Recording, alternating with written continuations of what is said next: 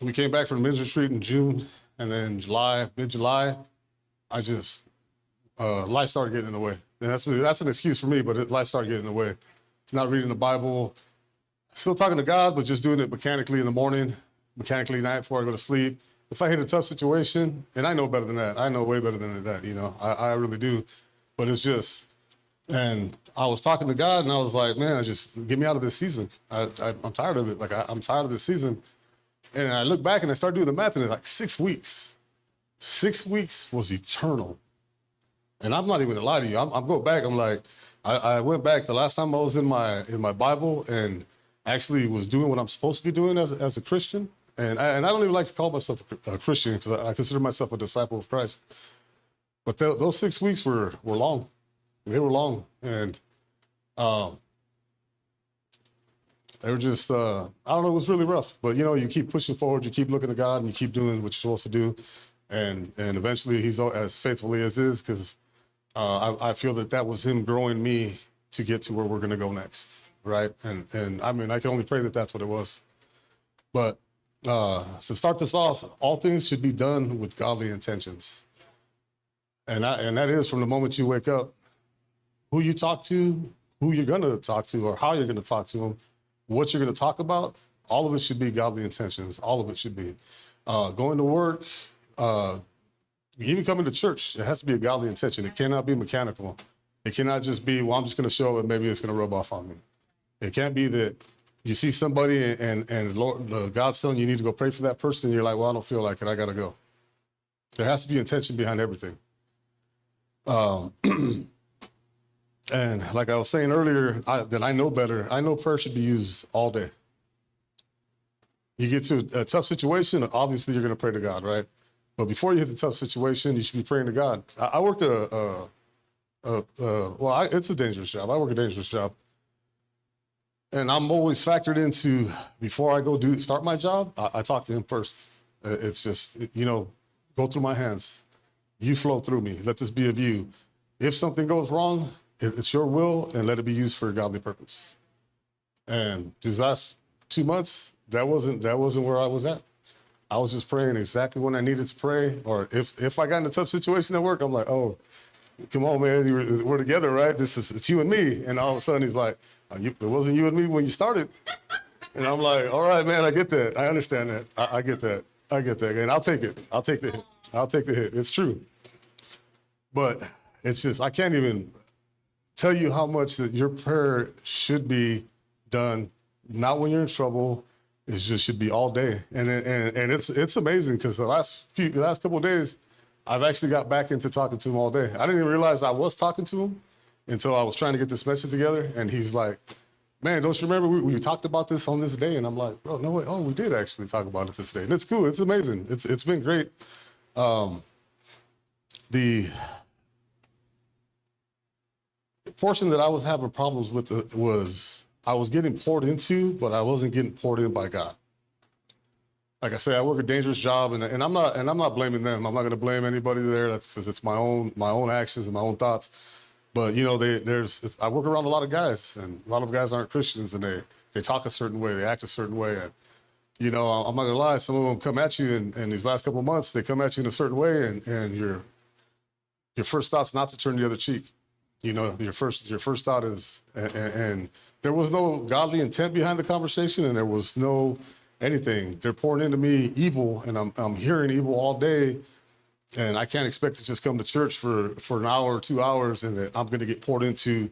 Sunday, the pastor was on fire up here, and he did pour into me very well. But I'm already back in the Bible, and I'm already reading, but I couldn't expect him to pour into me that day and kill the rest of the week. It's just not going to happen. We come on Tuesday, I get a word, and then I'm back 4 days in torment at this point.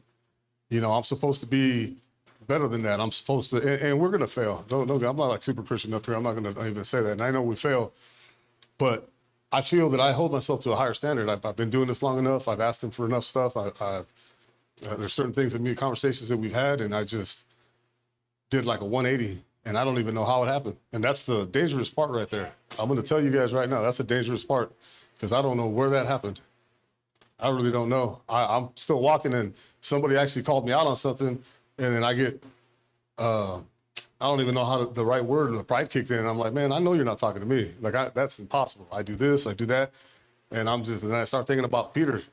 And, oh, but we've cast out demons. And Jesus was like, get away from me, man. You're wrong. And that's what it is. I'm not any of those guys. And I fell right into it. And it's not a backslide. It was like a front slide. Well, I'm too good to make a mistake. I got this. And, oh, no way, God's going to leave me alone. And then here we go. Boom. And all of a sudden, he didn't leave me alone. He did not leave me alone. But he's just looking at me like I look at my grandson when he falls and I pick him up like, come here, dummy. Like you're messing up. But as we were talking, actually, I almost, the pastor was talking on Sunday about scriptures that you keep to your heart, right? And I have some that I keep to my heart, and I wasn't even thinking of them in these times, but God led me this one, and it's one that's going to stay with me actually a long time, because it's actually one of the ones that helped me get this message together, and it's in Colossians 3:23.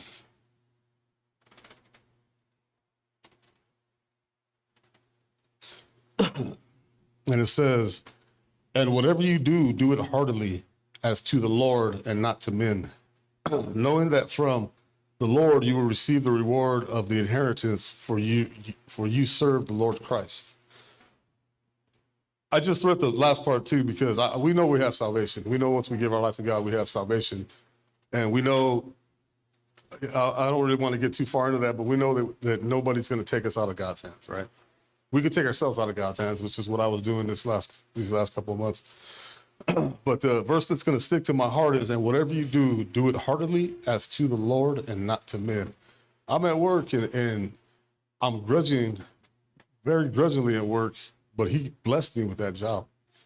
Yeah, some days I don't like it, and some days it's hard. It's really hard on the marriage, and I'm sorry to my wife for that. It's one of those things that's really, I'm on call 24/7. They call, I got to go. It doesn't matter where I'm at. I just have to drop everything. I got to move. And I go grudgingly. Some days I do. And I'm out there one night, and I didn't even know the guy that was working with me was a Christian. I'm frustrated. I start like a little kid throwing a little tantrum. It's raining, and it was weird. This was just like about a week and a half ago. We're in Tehachapi, and it just starts raining on me, and I'm really angry. And out of nowhere, he puts his hand on me. He goes, "Hey, brother, I'm gonna tell you one brother to another brother." And I looked at him. He's like, "You got to pray to God right now." He goes, and he prayed for me. Man, I don't even know this guy. I know this guy maybe like 2 days, man. I gave him a hug like a little kid out in the middle of we're in the rain, and it looked really weird and really awkward. But I gave him a hug because he poured into me that night, and then everything just and I'm not even trying to exaggerate on this one. All the puzzle pieces fell in line for me, and I was like, "This is what we're gonna do." And we got off the road. It was a dangerous job. We get off the road, we get back, and now I know him for like 2 weeks, and I talk to him every day. He pours into me, I pour into him. It's really good. And this is where we're going with the rest of the other part of this message is, so these last few days, I've been, and I hate that I always talk about work up here because that's where I'm always at. But life's hitting me hard from all directions. My mom's, she's getting older and she lives alone and she needs help. She needs me to, I have a long day and she calls, she needs stuff from the market. She can't walk, so I have to go to the market for her. So my day can range anywhere from an 8-hour day to a 15-hour day, like nobody's business, and then I got to go help her. And it starts like drawing on you, right? So then I have got a bunch of guys that I talk to that I try to disciple, and there's like 2 or 3 of them that are literally became argumentative because they don't want to hear it anymore. And that's fine. You know, I can't impress on them and I can't really pour into them when I'm poured in the wrong way anyways. So I'm already feeling like that's my fault, that I've lost these guys because I don't know, my conversation wasn't probably godly as it should have been. So I'm doing long hours. I do a 15-hour shift, a 17-hour shift, and I have an 18-hour shift. The pastor asked me to do this, and honestly, when he asked, it actually, for a second, was like a spike. It just like hurt. I was like, man, I really don't want to do this. Like, you just don't even know where my heart's at right now. And I'm tired and I can't think. And God's like, bro, what are you going to do? And I was like, yeah, of course I'll go up there, sir. You know, of course I'm going to do this. I'm going to go up here because this is what I'm supposed to do. This is what you're asking me to do. This is what I'm going to do. And by Monday, I'm trying to hide from everybody. Like I'm on like, and I'm serious. I'm on like 3 hours of sleep in like 4 days. And I'm just trying to hide. Like I'm literally shrinking down where I'm at and not making eye contact. And I just want to be left alone. I want to go home. I don't want to talk to anybody. I don't even want to be around myself. And then I get a ding and it's a text. So I'm thinking, so I look at it. One of the guys that has been argumentative and doesn't want to know about God. Hey man, he's got questions. And I'm like, man, well, I don't have no answers. I don't even have answers for me right now, bro. Like I'm like, really, I'm trying to talk to God so he can pour into me and I can't pour out. But I can't also not do what I'm called to do. I can't also not. So I start texting back. Great conversation. Feeling a little bit better, but I'm still like, I still want to hide. I still want to run and hide. And here comes one of the guys. Oh man, I knew you were on a call. I didn't want to call you, but I've been waiting for you all day. And I'm like, man, no, you haven't. Like literally, that's literally what I told him. No, you haven't. Like, you know, like I don't want to talk. And I'm fighting it. And he's like, he starts pouring it out on me. And I'm like, boom. So we just start going, start talking. Then I get a text from one of the other guys. And I'm like, thank you, Jesus. Thank you. Because I know it's him. I know it's faithfulness from him. I know he's seeing me and he's going to pull me out. And this is my lifeline here. I'm pouring into other people while he's pouring into me. And I'm getting ministered to by myself.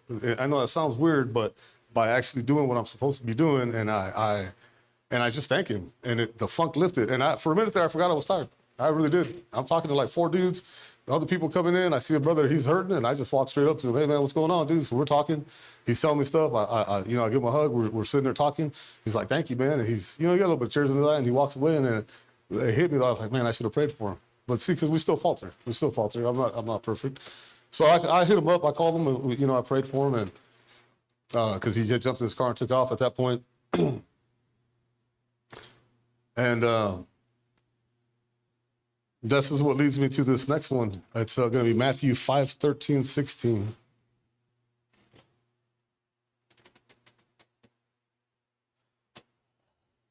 I was going to go with I was also going to throw in 10 and 12, but most of you guys know these verses. It says, you are the light of the world. The city that is set on a hill cannot be hidden, nor do they light a lamp and put it under a basket, but on a lampstand, and it gives light to all who are in the house. Let your light so shine before men that they may see your good works and glorify your Father in heaven. And the reason I put this one in here, because as much as I was doing that grudgingly, I've been praying to God for that. That's one of my main prayers that I pray to him. And my wife can attest to this one. I put it so much that people are probably tired of hearing it. Lord, let me shine your light and love to others. I want to give you to others. That's all I want to do. I want to serve you. I want to do your will. And the reason I'm saying this is I've asked for this. I can't hide. And the fact that they've already seen me, I've been waiting for you, just shows you that he answers your prayers. I'm the light to some of these guys. They get dark and they hit. And this is what this message is about. We can't put ourselves in here. Yeah, we do need some me time. We do need to rest. But when you pray to the Lord and you want to be a disciple of Christ and you want to do all this, you can't run and hide. That's not an option. Going backwards is not an option. It's forward.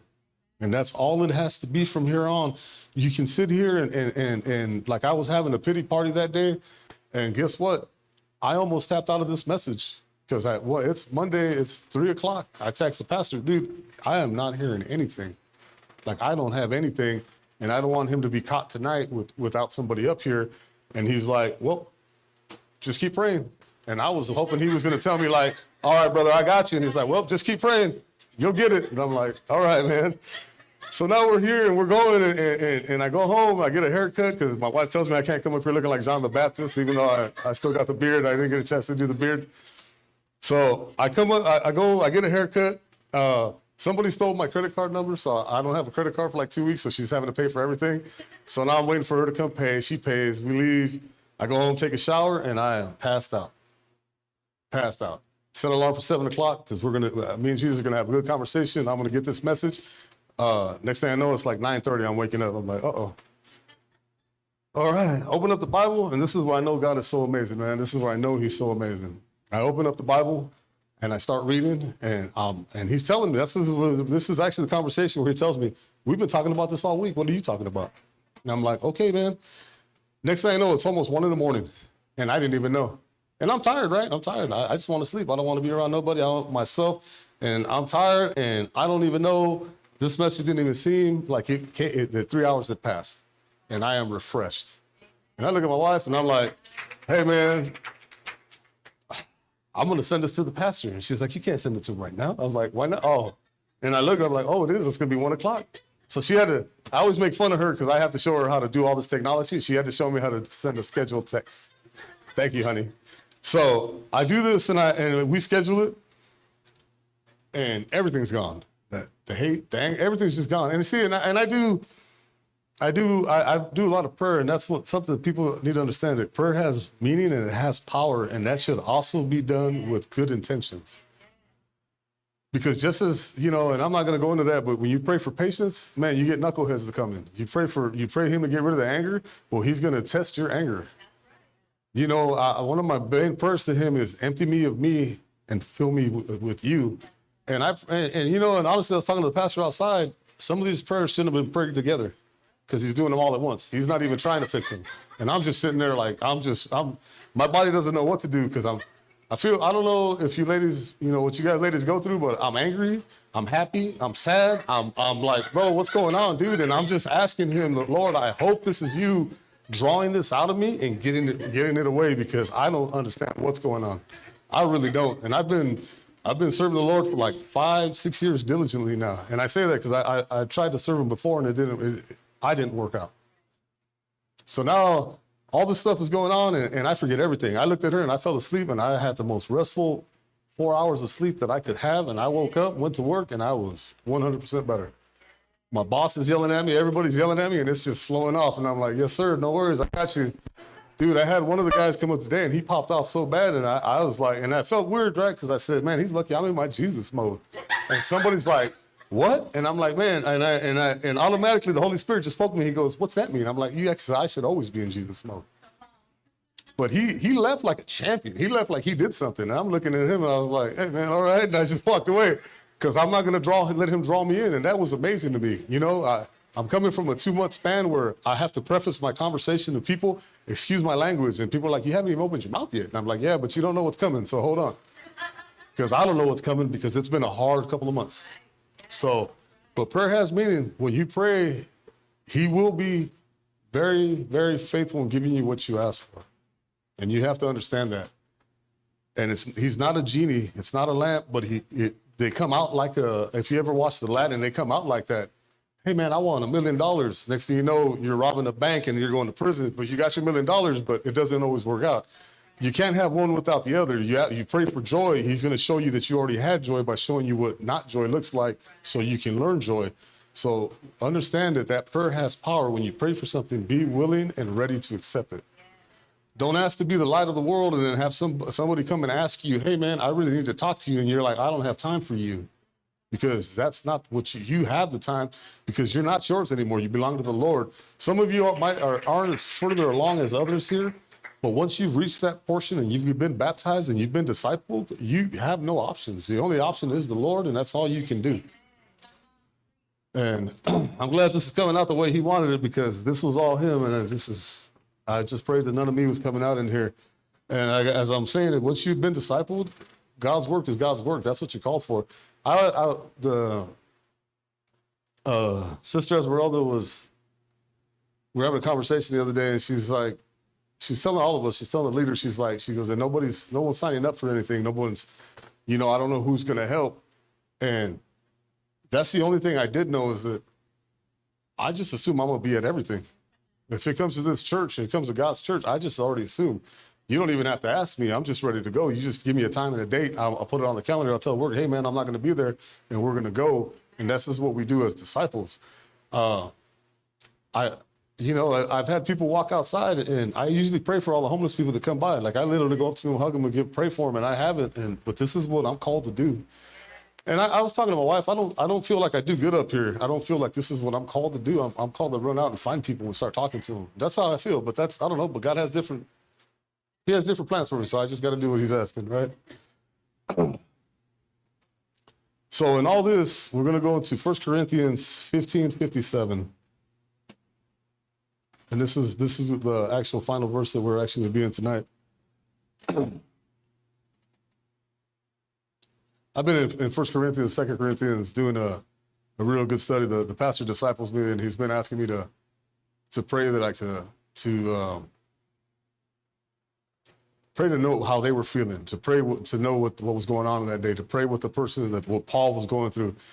And I come here and I'm reading this in 1 Corinthians. It says, "But thanks be to God who gives us victory through our Lord Jesus Christ. Therefore, my beloved brethren, be steadfast, immovable, always abounding in the works of the Lord, knowing that your labor is not in vain in the Lord." And I'm not 100% sure, but this is, I don't know if this was the second time he was in prison. He's literally been through so much when he's writing these letters, and I'm just tired. And it really puts things in perspective when I'm sitting here and I'm asking, let me know what's going on here. And God's like, man, bro, this is what he's going through. This is what's happening. And I'm like, man, I got 6 weeks of not being in the Bible, and I'm like depressed and angry. And this guy's literally still joyfully writing letters, still doing everything he's supposed to do, being a true disciple of the Lord. And this is just, I don't know how many years before that he was out there persecuting Peter, chasing these guys, all the disciples. And then he changes his life, and his 180 was the only 180 that should be allowed. There should be no other 180. There should be no, oh, I'm going to turn back for a minute. I'm going to do this. And this is what the message of this is. Don't let the world get in the way of doing God's work. Because that's what was going on with me. And there are excuses. I was tired. I was telling the pastor, I'm just tired. Like, I'm tired. I'm mentally drained from work. My body hurts. I'm tired. And I don't even know what's going on some days. And I know my wife knows. She asked me, how are you doing, honey? I'm doing all right. And she's like, come on, man. Like, I know you. And I'm like, all right, well, I'm just, stuff's going wrong. Like, I don't know. But I still press into the Lord. I still, that's my main thing. That's the only thing you can do is press into God. He's always going to be faithful. And when and we can't even begin to say that, don't let the world get in the way. Don't let yourself get in the way. Because it wasn't the world getting in the way. I could sit here all day and tell you that Satan was putting me, he was probably over there looking at me like, man, that guy's doing the good work, man. He's doing my job for me, man. But that was all me getting in the way. That was all me, man. And it went from being in the Bible every day to not being in the Bible. Waking up in the morning and praying, and at night praying. And then I'm not even gonna lie, there were some couple times where I got into bed because I was tired and I didn't want to pray. And then next thing I know, I'm getting poked. And he's like, hey, and I'm like, all right, God, I love you, my God. I praise you. And I'm laying down, and it still counts. It still counts. You don't have to be on your knees. You can talk to him wherever. Because I'll be driving. I do a lot of truck driving, and I just talk to him while I'm driving. And you can talk to him anywhere. You can talk to him anywhere, anyhow, and he still loves you, and he's still gonna be there for you. He's gonna be faithfully there for you as long as you are faithfully there for him. Actually, you don't even have to be faithfully there for him. He still loves you, because when I was a knucklehead, he still came through. He still came through all the time. And now that I'm here, and the thing that he was telling me through all this message was, you have to be the person that was that person for you. I don't know if that really makes sense. I'm not very eloquent when I speak, but the person that was there for me, and I thought about it, I remember that person was tired when he came to me and he started praying for me and he started turning me away. I remember when my brother just got out of prison and he had given his life to the Lord, and he got me out of bed, and he's like snatched me up like I'm a little kid. We're going to church. And I'm like, no, man, we're not going to church. We were about to box. We were literally going to get in a fight. And he's like, and I love you, man. I'm happy to see you, but I'm not going to church. He drugged me to church. Next thing you know, I'm going to church. Next thing, we're just doing all this crazy stuff. He's the last person I thought would give his life to the Lord. And that's how I know that God makes miracles. I think he did a work in me. I know he did a work in that man. I know he did. And if he can do it, I could do it. And we just keep moving. And I don't want to dwell on this topic much longer, but just know that once you give your life to the Lord and you're faithfully doing his work, nothing else matters. It doesn't matter if you're tired. It doesn't matter if you're angry, but it has to be done with godly intent. You can't pour out your anger into somebody who's seeking you to pour the Lord into them. And you can't just pour everything out to those people, even if it is God with godly intent and of God, without going back to Christ and getting poured back into. That is one of the main things. Prayer is your greatest weapon, and you need to go talk to God. You need to go talk to the Father. It doesn't matter. Dad, I talk to him. I call him Dad. Or Pops. Like me and him, I have a relationship with him, and I know it's great. But you just don't pour everything out and not get poured back into. Amen. Just keep looking forward. And I don't know where the pastor went, but that's my message for this evening. We're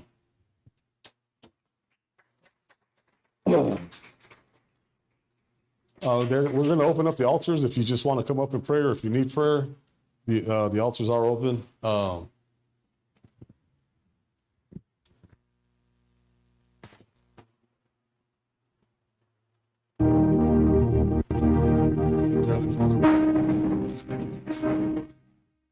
These words,